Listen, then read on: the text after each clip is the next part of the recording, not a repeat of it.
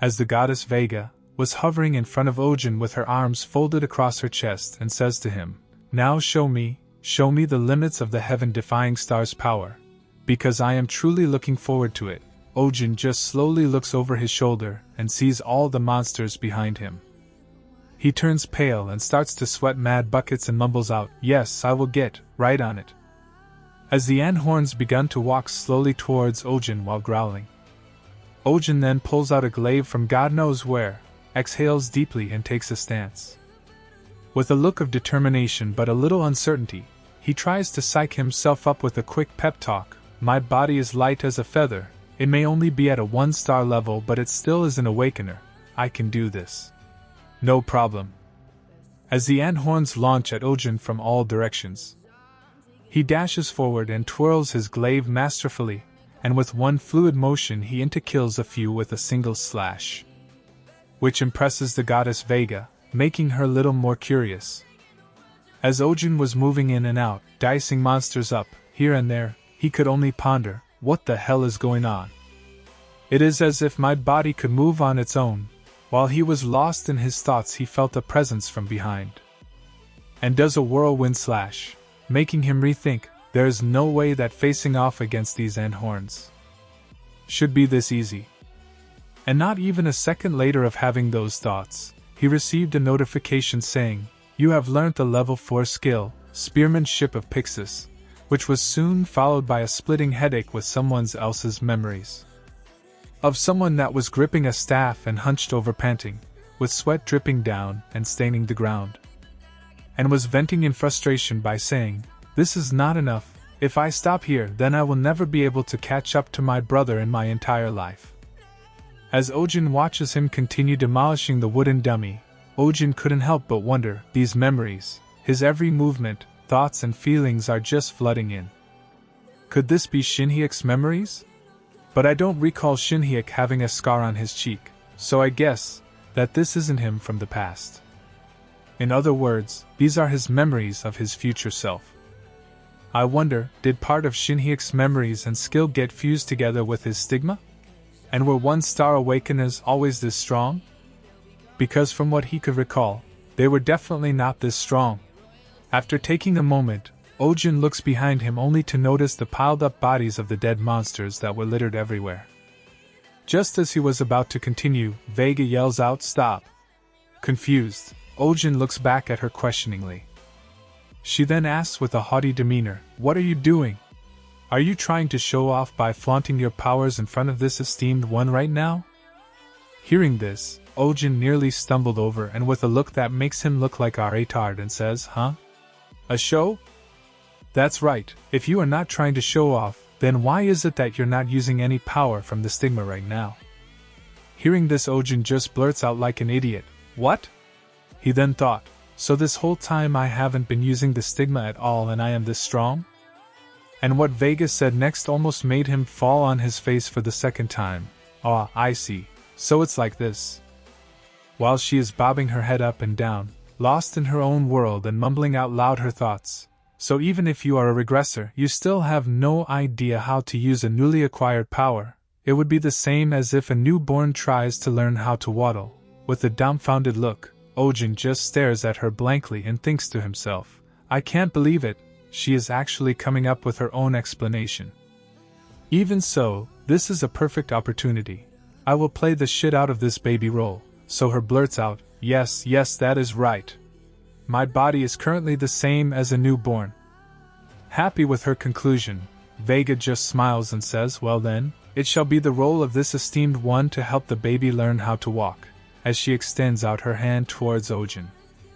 He then receives a notification saying, "Vega has granted you a star's blessing," which made Ojin freeze on spot, with his new iconic look. Thinking, huh? Did it just say Vega?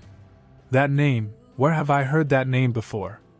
But before he came to any conclusions, he received another prompt saying, "Your proficiency of Lyra's stigma has been temporarily increased." And before he could even contemplate on anything any further, he gets blasted by a bolt of blue lightning. Gritting his teeth and trying to endure the pain, he manages to grunt out a few words. "Next time, before you initiate something like this, You should at least. With tears in his eyes from the feeling of injustice, he charges forward and bellows out, "Give a proper warning next time.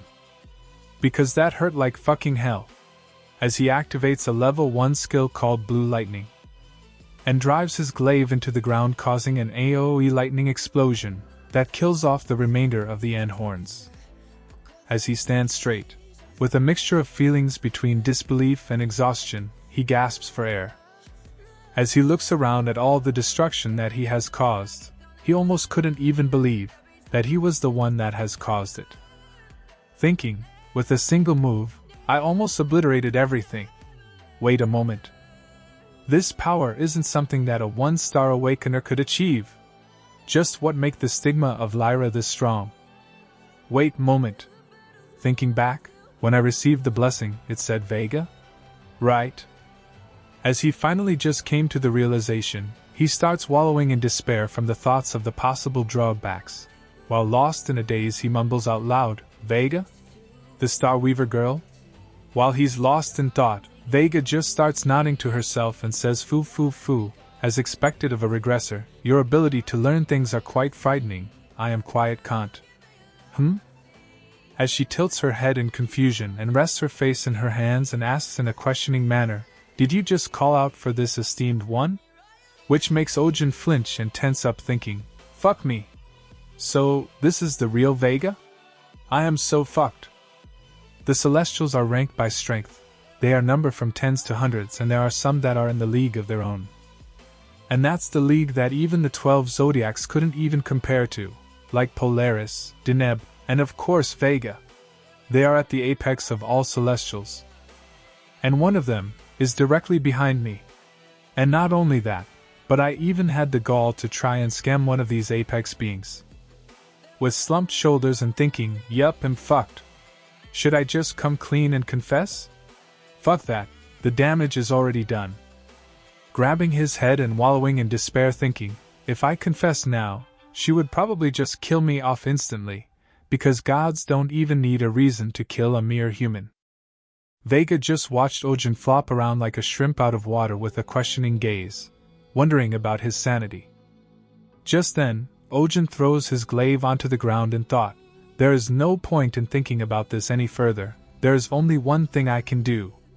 I will just have to keep up with the act." He turns around and starts walking towards Vega with slow and staggering steps. With a trembling voice he says, "I miss you, Vega." With her arms still crossed, she became confused and asks, "What?" Ojin then takes her hand and says, "It is me, Gwon Ojin." As tears drip onto her hand, in a dramatic tone and through sobs he says, I thought that I would never get to see you again." Either from fear or his acting skills, his body starts to tremble as he places his forehead on the back of her hand and says, "I'm so relieved. I'm so really," startled, and asks in a panicky voice, "What are you talking about? What in the world was the relationship between you and this esteemed one?" As he does an imaginary fist pump in his head, "Fuck yeah."